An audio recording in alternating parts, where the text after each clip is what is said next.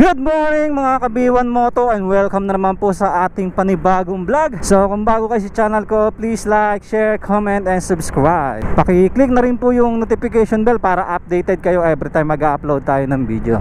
So for today's vlog is babiyahe tayo kay Grab, pero naka GMM planner tayo. Yan. So titignan natin kung makakailan tayo. Bali 6:45 na. Nakuha ko yung planner kahapon. Bali nakuha ko 12 AM hanggang 12 PM. So ilang oras na lang natin ito mababiyahe kasi hindi naman ako nabiyahe ng gabi. Yun nga mga kabiwan moto, hindi naman kasi tayo nabiyahe ng gabi, kaya ngayon lang tayo lumabas. So dapat kanina pa ako lumabas, kaso tanghali na ako nagising. Pero maaga pa rin, 7 AM pa lang. 5 hours na lang yung planner natin. So titignan natin sa loob ng 5 hours kung makakailang booking tayo, kung makakamagkano tayo dun sa 5 hours na natitira dun sa booking planner natin. Bali yung planner kasi natin mga kabiwan moto, hindi naman tayo nakakakuha ng buong planner. Kumbaga yung 12 hours sa isang araw, kasi hindi naman tayo gold o hindi naman tayo platinum para makakuha tayo ng ganun. Minsan nakakachamba tayo, nakakakuha tayo pa isa-isa umaga, yun binabiyahe natin. Pero yung makakompleto ako ng kuhaan ng schedule, hindi ako nakakakuha ng ganun kasi members lang yung account ko. Pero okay lang naman sa akin yun.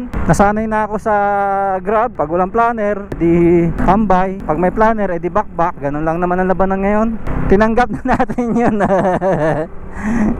Nasanay na tayo kasi lagi naman ganun eh. Hindi naman nagbabago na eh. Paulit-ulit lang naman yung nangyari araw-araw. Araw-araw na biyahe mo. Pag wala kang planner, tumal ka. Pag may planner ka, edi ikaw ang priority. Syempre may planner tayo, kahit pa paano, sasamantalahin natin. 5 oras, sayang din yun. Paano kung makapito tayo? Edi pwede na yun. Bali ngayon mga kabiwan moto, isahanap tayo ng matatambayan natin kasi medyo maaga-aga pa. Sarado pa yung tinatambayan natin, kaya gagawin natin, ikot-ikot muna tayo. Bali papagas pala muna tayo at wala na pala akong gasolina. Baka bigla akong tumirik. Saka para dire-diretso na tayo mamaya.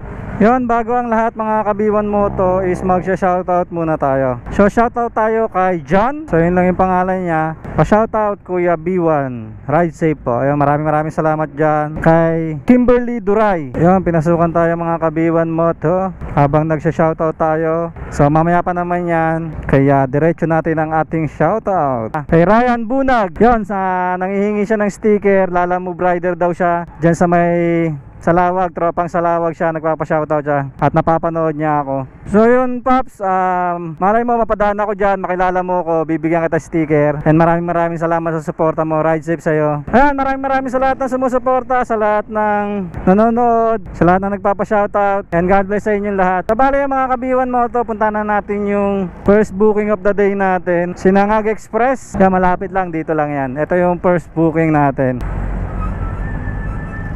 Ayan, dito tayo sa Sinangag Express. Ayan mga kabiwan moto, nakakuha na natin ang ating first order. Bali, papunta to ng Edesha mga kabiwan moto, and babiyahe tayo ng 4.5 kilometers. Bali, estimated time natin is 13 minutes. And ang per neto mga kabiwan moto is 92 pesos. At meron tayong 15 gems. Bali, ito yung first order natin sa araw na ito. Ayun, sayang yung planner natin kasi hindi natin ma-maximize kasi hindi naman talaga tayo lumalabas ng alas 12 ng gabi. Pero okay lang, malaking bagay na yun, no? Magkaroon tayo ng planner ng 5 oras. Napakalaking bagay na para sa akin nun. Kaya niya, pinasukan agad tayo, edi goods na goods. Mahaba pa naman yung oras kung sakaling matapos yung planner natin, hindi na tayo pasukan, edi uwi. Ganun lang naman kasimple yun. Pag hindi na tayo pinasukan, at least makauna tayo. Habang may planner tayo, babakbak lang tayo. Ganun lang naman tayo. Ay mga kabiwan mo to, balikan ko kayo pag na-deliver ko na to, o pag nandoon na ako sa mismong drop off ko. Yan mga kabiwan mo to, nandito na tayo sa lugar ng drop off. Pero hindi pa natin na-drop yung items natin, is pinasukan na tayo. McDonald's Palapala. Ayan, doon tayo magdi-deliver sa McDonald's Palapala. After neto, diretso na tayo doon. Ayan, dire-diretso yung booking pag naka-planner ka. Basta may booking ha. Pag walang booking, wala rin. Siyempre. Jose po, Sinangag. Ito sir. Salamat po. Ayan mga kabiwan mo to, na-deliver na natin yung first drop natin. Bali kukunin na natin yung second pickup natin. Dito lang din sa may Palapala. Bakit tayo hinatak? Wala bang rider doon? Malaylayo tayo. So check natin kung may rider doon o wala. Bakit pinasukan tayo? Napakalayo natin. Ayan mga kabiwan mo to, nandito na tayo sa McDonald's. So wala namang ganong rider dito, kaya siguro pinasukan tayo. Isa lang. Yun mga kabiwan mo to, finally nakuha na natin ang ating orders. So medyo matagal siya. Grabe, tagal-tagal niya. Malapit lang to mga kabiwan mo to, kaso matagal natin bago nakakuha. So pagka ganyan ng ganyan, talo tayo. Kasi konti lang yung oras na ibabiyahe natin, tapos matagal pa yung mga merchant. Bali nasa 65 pesos lang to mga kabiwan mo to. Babiyahe tayo ng 1.6 kilometers mga kabiwan mo to. Ganun lang siya kalapit. 6 minutes lang to, tapos naghintay tayo ng more than 30 minutes. Medyo talo tayo dun sa part na yun. Yun mga kabiwan mo to, na-deliver na natin yung second drop natin. Hindi ko na na-record kasi mahigpit dun sa subdivision, bawal daw na naka-helmet, kaya pinatanggal yung helmet natin. Yan, bali nakakadalawang booking pa lang tayo mga kabiwan mo to. 7 tayo lumabas, 8 na. Akala ko okay na yung booking natin kanina kasi dire-diretso, dalawang sunod agad. Ang problema yung merchant, sa merchant nagkakatalo kasi mabagal yung merchant. Pero okay lang, wala naman tayo magagawa dun eh. Kaya ngayon babalik tayo sa, actually hindi tayo babalik, so doon na tayo tatambay sa may Walter ngayon. Doon na tayo mag-accept ng booking kasi doon naman talaga tayo natambay. Ayan, nandito na tayo mga kabiwan mo to, Walter Mart, Dasmariñas. Dito tayo tatambay. Sigurado may mga tambay na rito kasi tanghali na, 8 AM na mga kabiwan mo to. Ayan mga kabiwan mo to, arrive na natin. Yan mga kabiwan mo to, nakuha na natin ang ating third order. Bali di-deliver natin to sa Summerwind sa Salitran, and babiyahe tayo ng 3.9 kilometers and estimated time natin is 12 minutes. Bali 87 pesos to mga kabiwan mo to, and 15 gems tayo dahil GMM tayo. 15 pesos yung per deliver natin. Sir, salamat.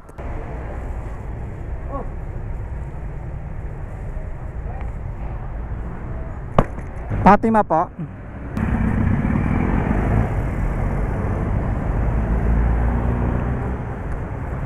$347.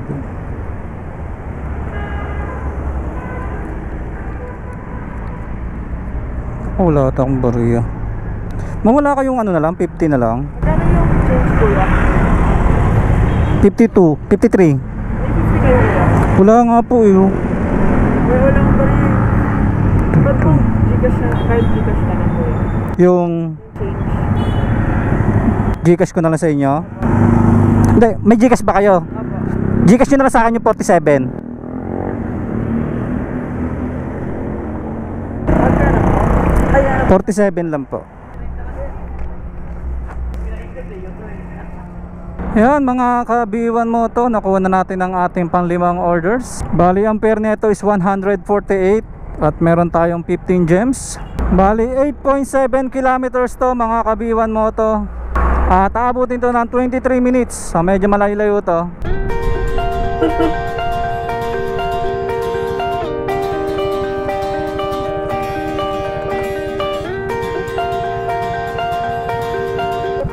Salamat ma'am.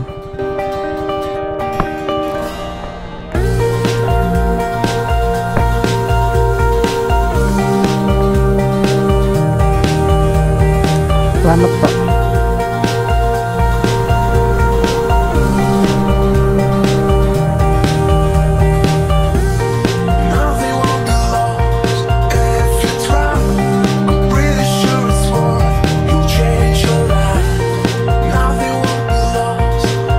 Yan mga kabiwan mo to, nakuha na natin yung last order natin sa planner natin. Kasi 12 na, hanggang 12 lang yung planner natin. Bali simula dito sa Army Navy, pupunta tayo ng Arcontica, doon natin siya i-deliver. Bali 67 pesos yung pair natin, 1.9 kilometers ang tatakbuhin natin. Aabutin to ng 6 minutes. Bali nakawala tayo mga kabiwan moto. Nakadalawang butas tayo dun sa 5 hours. Dun sa 5 hours na duty natin kay Grab na naka-planner ng GMM. So maganda talaga yung planner para sa mga nakakakuha ng planner, kasi nga priority yung account mo. Hindi mo na kailangan maghintay ng matagal, kasi once na naka-planner ka, ikaw ang papasukan ng mga bookings. So priority yung account mo pagka nakakuha ka ng planner. Pero napakahirap naman kumuha ng planner, lalo na katulad ko na member lang ako. Ang pina-priority din kasi ng planner yung mga platinum, gold. Pero ang sabi nila, sa mga gold daw medyo nagkakaubusan na rin. Kaya pagdating sa aming mga member, wala nang nalabas sa amin mga planner. Bali pabor lang yung planner, syempre sa mga malalakas ang account pa rin. Kasi gaya sa akin na hindi ko kaya mag gold o mag platinum, kasi nga yung account natin is di naman ganun kalakas. Kahit duty tayo ng napakahabang oras, hindi natin makuha yung requirements ng delivery, yung dami ng delivery na required ni Grab. So hindi natin makakuha yun, kaya member lang tayo lagi. Kaya pagka wala tayong planner, tsaga na lang talaga. Pero pag may planner tayo, syempre sasamantalahin natin yun. Kaso lang, minsan di natin ma-maximize yung planner natin, kasi nga ang nakukuha natin planner is umaga. Sobrang aga, bali 12 AM yun hanggang 12 noon. Eh hindi naman tayo nabiyahe ng alas 12 ng gabi o alas 12 ng midnight. Kaya nangyayari, lumalabas tayo minsan madaling araw na, mga alas 5, alas 6 yan, ganyan ang labas natin.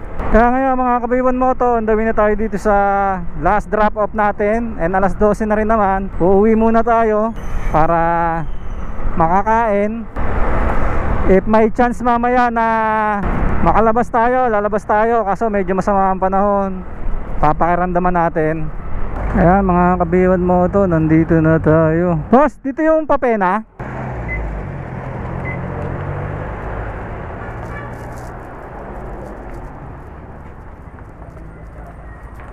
Ito boss, salamat. Ayun na. Yun, na-deliver na natin mga kabiwan moto. Ganun lang kadali. Drop muna natin, baka pasukan pa tayo. Kaya ako minsan mga kabiwan moto, pag walang planner, hindi na lang ako nalabas kasi hindi rin naman ako pinapasukan. Kaya nalabas na lang ako pagka nakakakuha ako ng planner. Kasi syempre nasasayang lang din yung oras natin pagka wala tayong planner.